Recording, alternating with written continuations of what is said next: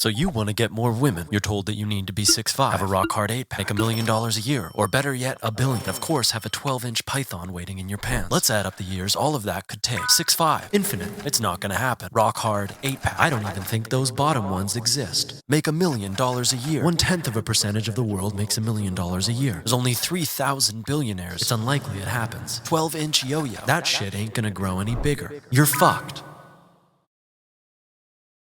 Or are you? Clearly there are men out there who are none of these things, but still manage to get women. If you ask Google how to get women, it's as easy as being confident, just being kind, making her laugh. If I could just be confident, I wouldn't have to be watching this stupid fucking video at all. So specific is something we need to get. We need a plan, not some bullshit some dude with an alpha male only Facebook cover photo who's never touched a conscious woman in his life has to say. Step number 1, fucking figure our shit out. Everything in your life is shit. That's not a value proposition. Shit equals the things that need to be figured out. You just need to figure out which are things that need figuring out, which are things that you have figured out but you just don't know how to do yet. If you sit at home playing video games telling yourself that you're just an introvert and this is just who you are, you need to admit to yourself you have a problem.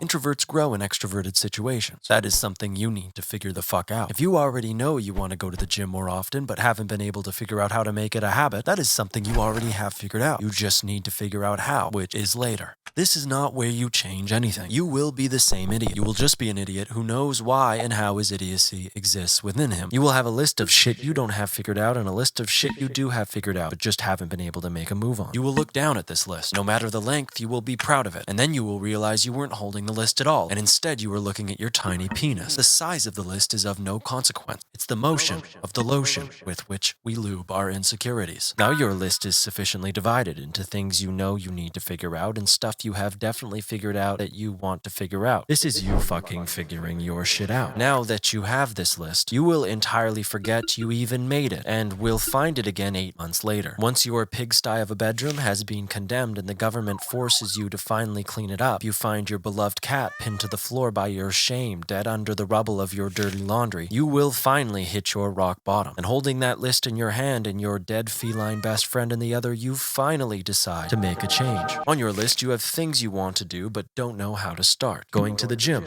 meeting new people, fixing your sleep schedule. None or all of these could be on your list. In pursuit of these things, we do 3 important things for ourselves that women love. We first build confidence through self-improvement. Confidence comes from a trust within oneself not to fuck it up. Secondly, in pursuing your wants, you become more interesting. Thirdly, in getting our shit together, we begin to take our lives more seriously. This brings us to the first 3 things women want you to be. 1. Confident. 2. Interesting. And 3. Someone who takes their life seriously. Unfortunately, everything is not all sunshine and rainbows. If you could do this, you would have been doing it already. So you have no fucking idea what's happening. Your demon, like everyone on this planet, is resistance. Kryptonite of all dreams. Resistance is what stops you from going to the gym, meeting new people, and fixing your sleep schedule. It's what stopped Hitler from becoming a painter. I wish it would have worked on the writers of Madame Web, so my eye holes would discontinue the open bleeding. Resistance is your enemy. You have a goal. In pursuit of that goal, there is an action you must take. Between you and that action is this wall of resistance. Now, we have all heard of the word discipline. Discipline is seemingly a magical power you can use to climb that wall of resistance and begin to perform the intended action. But you don't have it, and you need discipline to get discipline. So where does this shit fucking end? I don't know who the fuck gives out the discipline potions, but we are fucking running low and in serious need of an uptake. In my life, discipline does not exist. I am not David Goggins. I am a little bitch. I do not use discipline at all. Instead, I spend my days figuring out how I can lower that wall of resistance as much as possible. Because once you start something, resistance begins to disappear. So I plan my life around simply getting started. If your intended action is going to the gym, you need to forget about discipline and figure out how you can make going to the gym the least miserable experience possible. Now we actually have actions we can take, rather than reaching into the ether for discipline we don't even know if we have. Continuing on with this gym analogy, gym resistance can take many forms. Resistance from embarrassment. Ways to get over this wall is to go to a 24-hour gym and work out when nobody's there. You could spend time researching cool gym outfits so you feel good about yourself when you go to the gym. You could reach out to someone who can show you the ropes so you don't feel like a fucking idiot. You could book a personal training session so you learn to use the equipment. You could even book a therapy session. Figure out why you think everyone is looking at you all the time when in reality nobody gives a fuck about what you're doing ever. Number 2, resistance from disinterest in physical physical activity. Ways to lower this wall: if you were someone who wasn't very into sports, working out can be whatever. But getting stronger is actually a game of logistics and not physical aptitude. Build a recording system to maximize progressive overload, because we know how much your nerd ass loves math. Weekly improvement will make your heart grow fonder for the gym. You can also write down all the ways the gym can make your life better. Or you could figure out how you can use the gym to practice another aspect of your mind or body you're interested in, like training focus.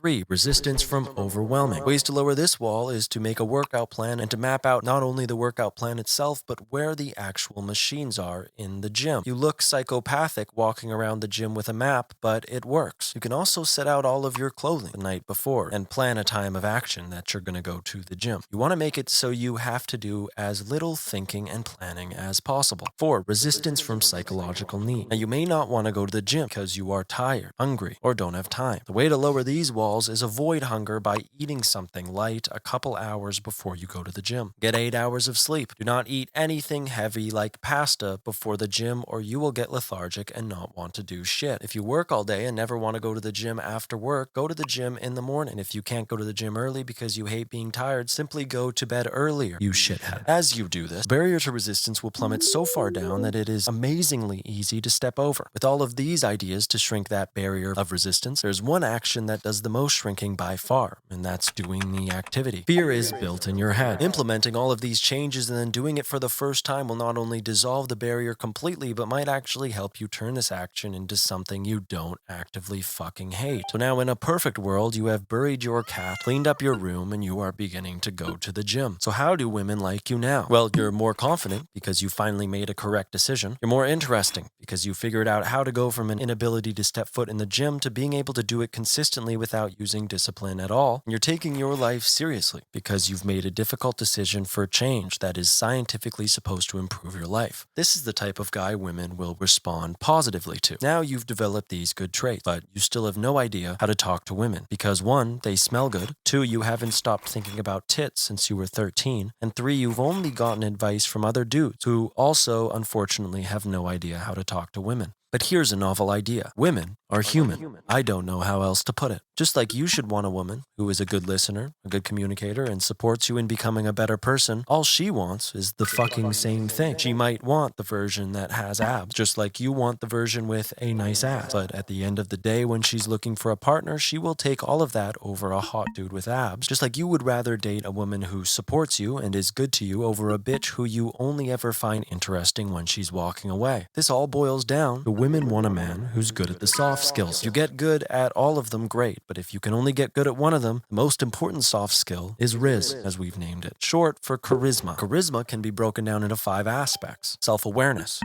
communication skills, confidence, authenticity, empathy, and compassion. You have to be self-aware. You have to be able to identify your emotions so you can identify the feelings of others in social situations. This will also help you read a room and have people gravitate towards you. 2, communication skills. Listen, asking good questions, conveying your ideas. 3, confidence. The ability to trust yourself not to fuck it up. 4, authenticity.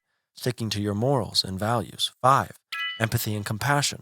The ability to see others' feelings as just as important and valid as your own. Now, this is a lot of shit. It's really not that hard, and it's impossible to just develop one of these skills. In developing one of them, you tend to develop multiple at the same time. There's 3 simple things that you can do: read, watch, and practice. Watch Ryan Gosling, Craig Ferguson, Russell Brand. Watch and watch. Figure out what makes them charismatic. Read books on soft skills, how to win friends and influence people. Go to succeedsocially.com. Then you have to go out and be fucking bad at all of this. That's the only way you'll learn and get better. And eventually you will be so proud and impressed with yourself that women will be unable to help themselves.